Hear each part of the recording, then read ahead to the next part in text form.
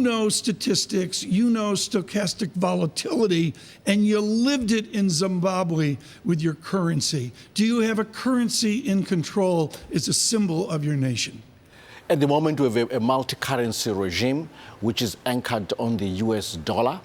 Over time, we'll move back to a domestic currency, but that requires certain steps around fiscal consolidation on the government expenditure and revenue front, but also monetary policy consolidation in terms of the building blocks for full monetary policy, but also in engaging our international partners in terms of arrears clearance on our international debt. Argentina is not Zimbabwe. We spoke a few weeks ago with Steve Hanke of Johns Hopkins, who has been critical of the Zimbabwe regime and how you're moving towards a quasi-currency he would criticize respectfully. Tell Argentina now and other EM currencies the Zimbabwe lesson of a best practice in currency stability. Well, every country needs a stable currency, a credible currency, a currency that investors can rely on.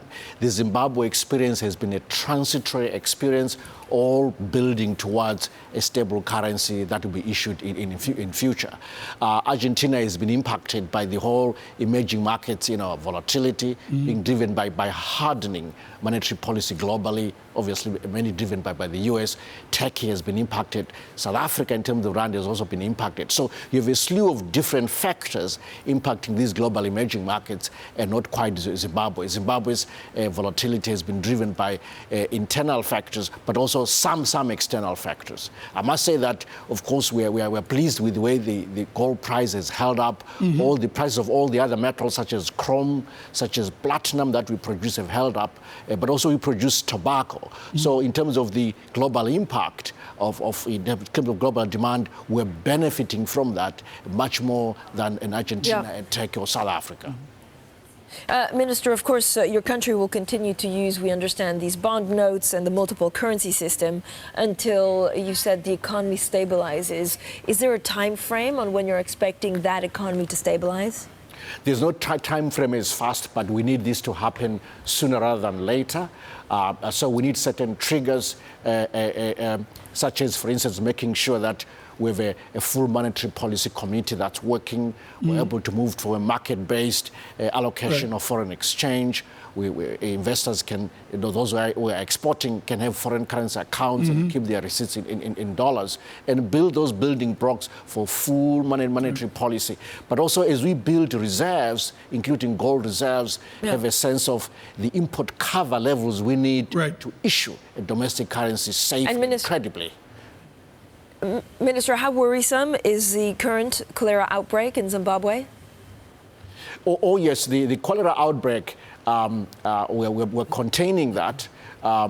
We've so far raised $29 million, and we're raising more from our partners, from our, both internal and external, from corporates. We've even launched a crowd fund domestically, which international, our contributors have also contributed to. So I'm pleased so far with how this has progressed. We obviously need more resources, but the response has been phenomenal on the financing front, but also a response by government in making sure that we deal with this issue successfully. Minister, let's have a question from Dr. Hooper of Deutsche Bank here for the Minister of Zimbabwe. Peter, a question, please. Minister, as the Fed, as we were talking earlier about Fed raising rates, at what point are you concerned? Tom asked me what level of 10-year yield, what level of Fed funds would become a pressure point for emerging markets, your country in particular. If the Fed gets to 3.5%, is that worrisome to you? That is worrisome, because it means that then capital would want to stay in the US dollar domain. Certainly hardening monetary policy, especially in the US, would be worrisome for us. We would want it to stay where it is. But also because we're using the US dollar as the currency of reference, it means that the dollar will strengthen even further, or most likely not weaken for sure. And that then hurts our competitiveness as a country in terms of exporters as they export their receipts. So a stronger dollar actually in a way is not good for Zimbabwe. So to this point, as you noted, most of the issues in emerging markets is sort of idiosyncratic domestic issues. At what point does it become a contagion? Does it, because of dollar, because of Fed rate tightening? Is this, if Jay Powell, Chairman Powell, raises rates once a quarter between now and the end of next year, at some point along the way, is it middle of next year? Do you see this contagion beginning to creep up? Certainly not on a small country like Zimbabwe, a $20 billion economy, but certainly it will impact the other emerging markets. The impact on Zimbabwe is going to be indirect through two channels. The first channel is the South Africa channel, because that is the Zimbabwe's largest trading partner. So what is negative for the South African economy will impact Zimbabwe in a way, because that's the partner. We need a South Africa that's growing strongly, that's not in a recession. That's good for us. Number two is the commodity channel, which is because we're a large exporter.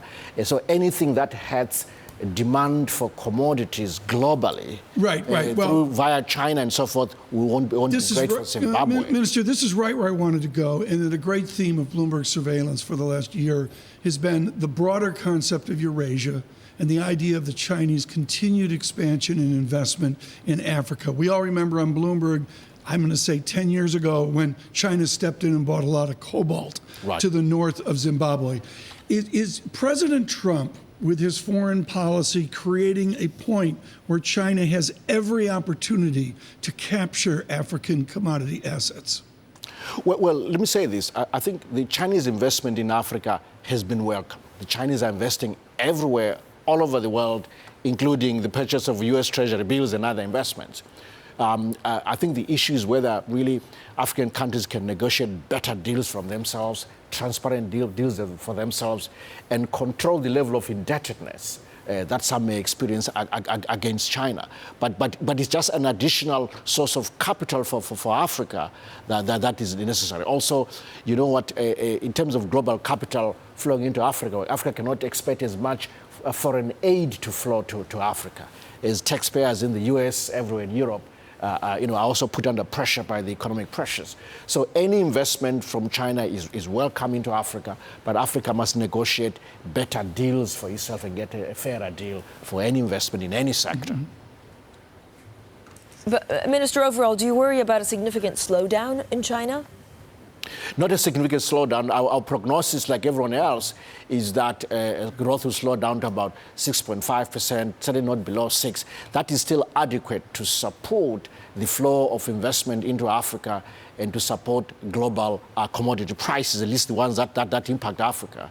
So I'm not yet worried about that slowdown in China. Okay, Minister, I want you to sit there. I don't want you to get up with your team and exit right now, because we're going to do what we call the single best chart. And in honor of you, we're going to logarithms. We usually don't do that. But since you're here, we're going to logarithms. Peter Hooper, you know the chart well. This is the Bloomberg Dollar Index. It's a blended index capturing in much of EM dynamics as well, with a big 2014 move. And then up we go over here, and then up we go to some points of stability, a peak. And I think, Peter, this really caught a lot of people by surprise, this dollar weakness. We talked about this before, but it's a two-part dollar call by Deutsche Bank. What does it mean for EM and for Zimbabwe?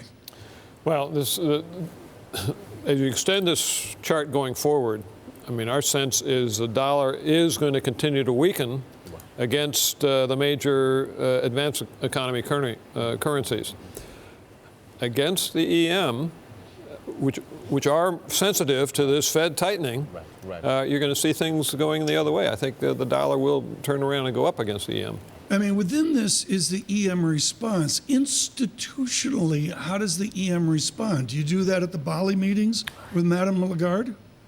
Well, at the Bali meetings, we talk broadly about the impact of macro policy on financial markets, on economies, but also on development issues. In certain years, there will be some focus on the U.S., on the dollar, the monetary policy conditions globally. So any weakness in emerging markets is always going to cause trouble, especially, as we said, in Argentina, Turkey, South Africa, to mention a few. That obviously will cause some concern for institutions such as the IMF. Francine? Yeah, Minister, I wanted to come back just to trade tensions. If there was a trade war, so an escalation of the trade tension between the US and China, what impact would it have on Zimbabwe and the region overall? Would it lead to more inflation or would it be deflationary? Well, trade tensions between the U.S. and whoever, China or Europe, certainly will have some impact, but not a big impact in my view. Some of the work we have done, in fact, shows that some of the import bans are, in fact, are going to boost U.S. growth, which is strange, by the way. But a lot of research has been done to show that. And the stronger U.S. is also good for commodities, which Africa cares about. So in terms of impact, that's really going to be muted. Of course, Africa worries about the survival of AGOA, which gives African countries, in terms of exports in the U.S., good terms to export to the U.S. So that's really will be the fear for us. But so far, AGOA has not been threatened. And thank you for that. Thank you to the U.S. for that. Please don't do anything about AGOA. On the contrary, I'm pitching that you must give us even easier terms. Africa is only a small economy. It doesn't threaten the U.S. at all. It is not as large as Europe or China or anyone else. So please do nothing about AGOA. On the contrary, expand it.